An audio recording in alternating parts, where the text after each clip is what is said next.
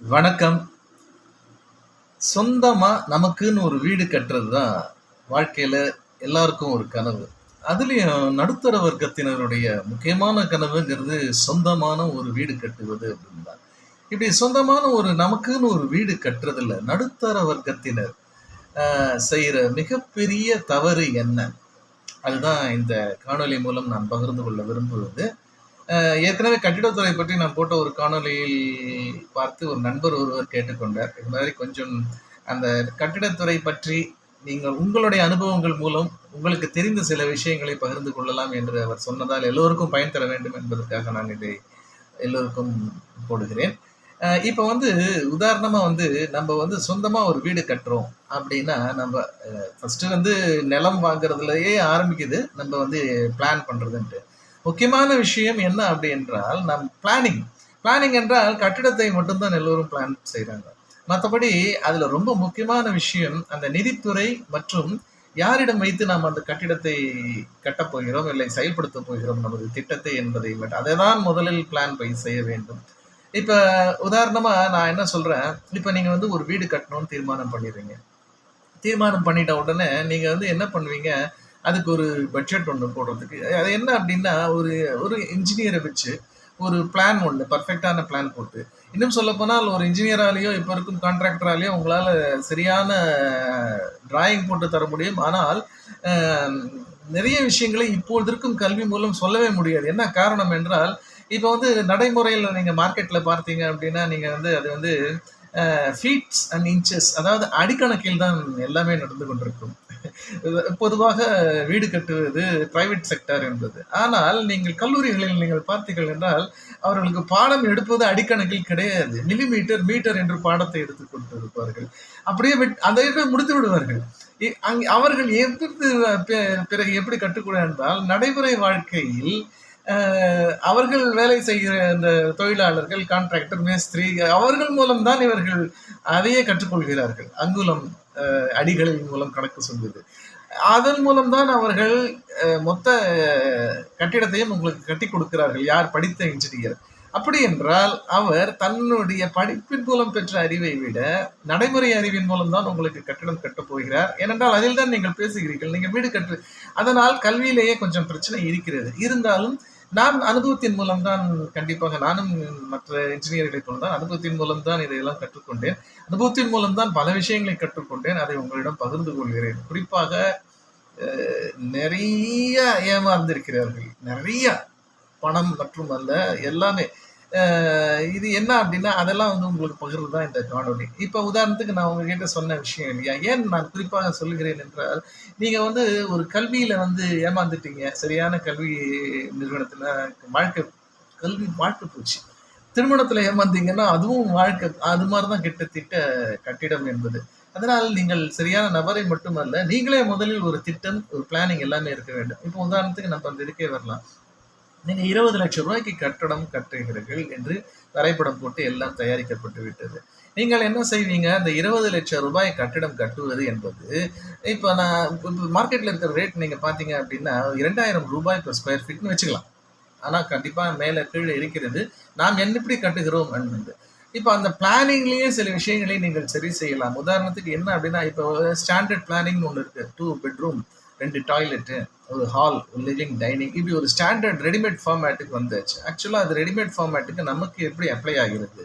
உதாரணத்துக்கு நீங்கள் தேவையில்லாமல் ஸ்பேஸ் எல்லாம் வேஸ்ட் பண்ணக்கூடாது. ஒரு அடி ஒரு ஸ்கொயர் ஃபீட்டுக்கு நீங்கள் 10,000 ரூபா கொடுக்குறீங்க அப்படின்னா நீங்கள் வேஸ்ட் பண்ணுற ஒவ்வொரு ஸ்கொயர் ஃபீட்லேயும் நீங்கள் லட்சக்கணக்கில் காசை வேஸ்ட் பண்ணுறீங்க. நம்ம இதெல்லாம் உபயோகப்படுத்துகிறோமா?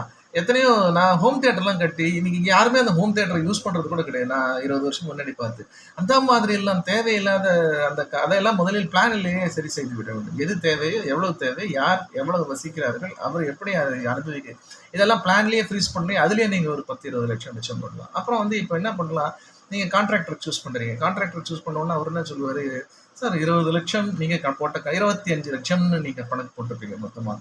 இதுல தான் இங்க ரொம்ப முக்கியமான, நீங்க 25 லட்சம் நீங்க கணக்கு போட்டீங்கன்னா அது முடித்த பிறகு இன்டீரியர், அதுக்கப்புறம் சில செலவுகள்லாம் இருக்கு. அதையும் சேர்த்து 30 லட்சம் தான் உங்க பட்ஜெட்டை நீங்க வச்சுக்கணும். 30 லட்சம் பட்ஜெட்டு. நான் எடுக்க போறது 1000 ஸ்கொயர் ஃபீட் வீடு என்று வைத்துக் கொண்டால் நீங்கள் தெளிவா இப்போ உங்க பட்ஜெட்ட நீங்க 20,00,000த்துல சுருக்கிக்கணும். ஏன்னா ஒரு கன்டிஜென்சி இந்த ஃபண்ட் மாதிரி நீங்க ஒரு 10,00,000 வந்து தனியா எடுத்து வச்சுடணும். இல்ல 5,00,000மாவது நீங்க பின்னாடி எடுத்து வச்சிடணும். எதுக்குன்னு நான் பின்னாடி வரேன். இப்ப என்ன அது 25,00,000 உங்க இது.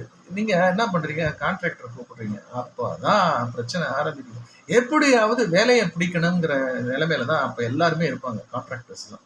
அதுலயும் குறிப்பா நீங்க ஃபோன் சொல்லிட்டா போறேன் இன்ஃபர்மேஷன் இந்த மாதிரி நான் வீடு கட்ட போறேன்ட்டு உங்களுக்கு கால் மேல கால் வந்துகிட்டே இருக்கும்.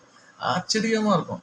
என்னடா அது இப்படி மாறி மாறி கால் அடிப்பாரு அந்த கான்ட்ராக்டர், மேஸ்திரி யார நீங்க கட்ட போறீங்களோ நொய் ஆனால் ஒரு கட்டத்தில் இதே கான்ட்ராக்டரோ இல்ல நீங்க வேலை கொடுத்தீங்க பார்த்தீங்களா, நீங்க பணத்தை மட்டும் கொடுத்துட்டீங்க, உங்க காலை எடுக்கவே மாட்டாங்க. அப்புறம் அந்த செல்போன் சுவிட்ச் ஆஃப் ஆயிடும். அவங்க தொடர்பு எல்லைக்கு அப்பால் இப்படிதான் மெசேஜ் வந்துட்டு இருக்கும். எப்ப பணத்தை கொடுத்த பிறகு பணத்தை உங்ககிட்ட வாங்குறதுக்கு முன்னாடி அவங்க தான் உங்களுக்கு கால் அடிச்சுக்கிட்டே இருப்பாங்க. அது அப்புறம் வரேன். இப்போ என்னன்னா ஒரு படத்துல ஷோ சொல்லுவாரு ஜெய்சங்கர் 1000 பெயின் ஒரு படம்.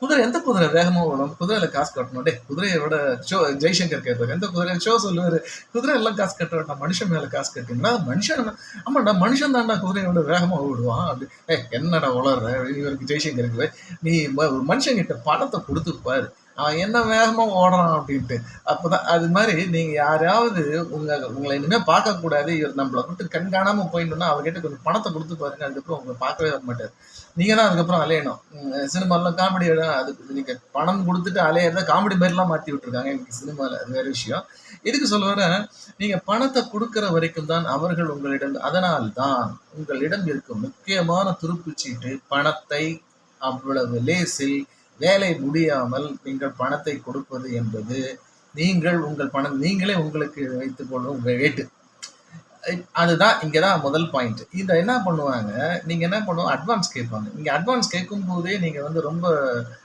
உஷாராயிடணும் அதாவது அட்வான்ஸ் கொடுக்கறது எதுக்கு நான் வந்து அட்வான்ஸ் இப்போ உதாரணத்துக்கு நீங்க 20 லட்சம் ரூபாய்க்கு அக்ரிமெண்ட் போட்டாச்சு அட்வான்ஸ் சார் 20 லட்சம் ரூபாய்க்கு எல்லாம் முடிச்சிடணும் இங்கேயே ஒரு இது வச்சிருவாங்க சின்ன ஒரு இது அவங்க எவ்வளவு புத்திசாலி அப்படின்ட்டு நீங்க வந்து ஒரு கட்டடம்னா என்ன நீங்க சாப்பாடு அப்படின்னா வெறும் சாப்பாடு மட்டுமா காசு கொடுக்குறீங்க கூட்டு பொரியல் அது பக்கத்துல அப்பலாம் ஈவன் ஊறுகாய் கூட நீங்க காசு கொடுக்குறீங்க இப்போ சாப்பாடு விலை 50 ரூபாய் அப்படின்ட்டு ஹோட்டல்ல சொல்றான்னு வச்சுக்கோங்க 50 ரூபாய்க்கு சாப்பாடா சூப்பரியா அப்படின்ட்டு சார் 10 ரூபா இதுக்கு கொடுத்துருங்க சார் எக்ஸ்ட்ரா பொரியலுக்கு அப்புறம் 10 ரூபா ஊறுகாய் சார் அப்படி இப்படின்னு கணக்கு போட்டு கடைசியில் 120 ரூபாய்க்கு சாப்பாடு முடிச்சானே 100 ரூபாய்க்கு நல்ல சாப்பாடு கிடைக்குது அங்கதான் டெக்னிக் நீங்க வந்து இந்த ஊறுகாய் மேட்டர் தான் காம்பவுண்ட் வால் சம்பு இதெல்லாம் வந்து ரொம்ப முக்கியமான விஷயம் ஆனா அவங்க என்ன சொல்லுவாங்க இந்த கணக்குல எல்லாம் சேர்க்கவே மாட்டாங்க வெறும் கட்டணும் படியை கூட சேர்க்க மாட்டாங்க சில பேர் இப்ப என்னடா அது சார் 20 லட்சம் ரூபாய் அக்ரிமெண்ட் போட்டவர் முடிக்கும் பொழுது படி எக்ஸ்ட்ரா 2 லட்சம் காம்பவுண்ட் வால் எக்ஸ்ட்ரா 2 லட்சம் சம்ப் எக்ஸ்ட்ரா சர்டிக் டேங்க் எக்ஸ்ட்ரா இன்னும் என்னென்ன எக்ஸ்ட்ரா போடணுமோ அத்தனை எக்ஸ்ட்ரா போட்டு அதுலயே ஒரு 8 லட்சம் ரூபா 10 லட்சம் ரூபா போயிடும் பட்ஜெட் இப்போ 30 லட்சம் ரூபாய் நிற்குது உங்க மொத்த பட்ஜெட்டை அவர் எப்படியோ வாங்கிட்டு வருவார் எப்படி வாங்குறதுங்கிறது பாருங்க நீங்க அட்வான்ஸ் சொன்ன பார்த்தீங்களா எடுப்புல அட்வான்ஸ் ஒன்று கேட்கணும் அட்வான்ஸ்னா என்ன அர்த்தம் இந்த 2000 ரூபாய் உங்க ஸ்கொயர் ஃபீட் நீங்க கொடுத்த பணத்துக்குள்ளே தான் அவர் எல்லாவற்றையும் வாங்க வேண்டும் அதையும் தாண்டி அவருக்கு ப்ராஃபிட் இருக்கிறது 20% ப்ராஃபிட் கண்டிப்பாக இருக்கிறது 2000 ரூபாய் நீங்க கொடுத்தீங்க அப்படின்னா ஒரு ஸ்கொயர் ஃபீட்ல ஆனா அவர் என்ன சொல்லுவாரு சார் சாரக்கொம்பு வாங்கணும் அதை வாங்கணும் ஐயோ நீ இதெல்லாம் அதாவது நீங்க என்ன சொல்லணும் நீங்க இதெல்லாம் இருந்து தானே ஒர்க் எடுக்கிறீங்க அப்ப நீங்க தானே வாங்கணும் இதெல்லாம் விட்டா அது கூட கேட்கறாங்க சில பேர் பெயிண்டர் என்ன பண்ணுவோம் ப்ரஷ் வாங்கி கொடுத்து நம்ம கிட்டே பெயிண்டர் கேட்க காலம் ஆயிடுச்சு ஏன்னா ஒரு பெயிண்டர்னா இது எப்படி தெரியுமா இருக்கு நீங்க ஆபீஸ்க்கு போறீங்க சார் இதை வாங்கி கொடுங்க எனக்கு ஷர்ட் வாங்கி கொடுங்க பேண்ட் வாங்கி கொடுங்க அப்படின்னு கேட்டா எப்படி இருக்கும் அது மாதிரி முன்பணம் கொடுங்க நான் இதெல்லாம் வாங்கணும் ஒரு ஸ்கூட்டர் ஒன்று வாங்கணும் ஆஃபீஸ் வரதுக்கு இதெல்லாம் இருக்கிறதால தானே உனக்கு வேலை கொடுத்துருக்கேன் அப்படின்னு தானே நீங்க சொல்லுவீங்க அது மாதிரி கிட்டத்தட்ட இதெல்லாம் அந்த மாதிரி முன்பணம் கேட்கும்பொழுது இவர்கள் போடும் ஒரு சின்ன வெயிட் என்ன தெரியுமா சார் அவர் கொடுத்தாரு சார் இவர் கொடுத்தாரு சார் அதே மாதிரி ஈவன் டீ வாங்கி கொடுக்கறது கூட நம்ம தலையில் சொல்லுவாங்க ஏன்னா டீ வாங்கி கொடுக்கேன் சார் அவர் பக்கத்து வீட்டில் இன்ஸ்பெக்டர் கட்டினாரு எல்லாத்தையும் கொடுப்பாரு நீங்க சொல்லணும் அவர் இன்ஸ்பெக்டர் அவர்கிட்ட பணம் நிறைய இருக்கு அவர் கொடுக்க முடியாது என்னால கொடுக்க முடியாது அப்படின்னு முதலே சொல்லணும் முதல்ல நீங்க அட்வான்ஸ் கொடுக்கறது வந்து நிறுத்திக்கிட்டு இருந்தாதான் உங்களால இதற்கு மேல மேல செலவாகிறது வந்து அங்கேயே கண்ட்ரோல் பண்ணிடும் அட்வான்ஸ் கொடுப்பது என்பது கொஞ்சம் நாமினலாக இருக்க வேண்டும் இதில் ஆரம்பிக்கிறது அதற்கு பிறகு ஒவ்வொரு ஸ்டேஜ்லையும் இவ்வளவு பணம் தான் செலவாகும் என்று அதுக்கு தான் நம்ம இவ்வளவு பிளானிங் போடுறோம் படிப்பு எல்லாமே இருக்கிறது அப்போ அந்த பிளானிங் செலவு இருக்கு இல்லையா? ஆரம்பத்துல வந்து இதுதான் இவ்வளோதான் குடுக்க போறோம் அப்டின்ட்டு. அத வந்து நீங்க தெளிவாக ஃபவுண்டேஷன் முடிந்தவுடன் நீங்கள் ரூ. 5,00,000 வாங்கியிருக்க வேண்டும். நீங்க என்ன பண்ணணும், இந்த 3,00,000 4,00,000 தாண்டி போகவே கூடாது. அப்ப என்ன பண்ணுவாங்க இன்டெலிஜென்ட்டா அப்பவே ரூ. 8,00,000 வாங்கிடுவாங்க. இப்ப என்ன ஆகுது, சார் இதுல கழிச்சுக்கலாம். அங்க தான் இருக்கிறது. அதில் கழிக்க முடியாது. ஏனென்றால், அங்கே வரும்பொழுது நீங்கள் பெரிய சிக்கலில் மாட்டிக்கொள்ளுறீங்க. ஓவர் பேமெண்ட்ல மாட்டிக்கிட்டீங்கன்னா, நீங்க லாக் ஆயிடுறீங்க. உங்களிடம் உங்களுடைய பணம் அங்கே போய்விட்டது என்றால், அவர் ஃபோனே எடுக்க மாட்டார். அப்ப ஒரு பெரிய நீங்க இன்னும் டென்ஷன்ல மாட்டிப்பீங்க. பெரிய பிரச்சனையில மாட்டிப்பீங்க. அந்த டயத்துல உங்களால ரிகவர் பண்ண முடியாது. இன்னும் சொல்லப்போனா, எப்படியாவது முடிச்சு குடுக்கட்டும் இவங்க அப்படின்ட்டு அப்பதான் எக்ஸஸ் போகுது. இததான் அதனால் தான் சொல்லுகிறேன், முதலிலேயே நீங்கள் பணம் உங்கள் கையை விட்டு செல்வதை ஸ்ட்ரீம்லைன் செய்து கொண்டே இருக்க வேண்டும். இதில் தான் ஆரம்பம். இதுதான் ரொம்ப முக்கியம். இதுல நீங்க அதாவது முதல்லயே பிளான் பண்ணிக்கணும். காஸ்ட் மேனேஜ்மென்ட் எவ்வளவு குடுக்க போறோம், எப்படி குடுக்க போறோம், என்ன முடிக்க போறாரு. இதையும் வந்து நீங்க 80% குள்ள முடிக்கணும். அப்பதான் பின்னாடி வரும் செலவுகளை எல்லாம் உங்களால வந்து பண்ண முடியும்.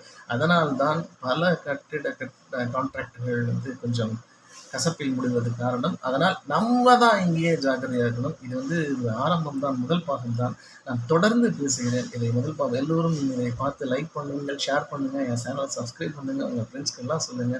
தொடர்ந்து பாருங்க. நான் இதை தொடர்ச்சியா போடுறேன் நானு. ஓகே. ரொம்ப நன்றி. பார்த்ததற்கு தேங்க்யூ.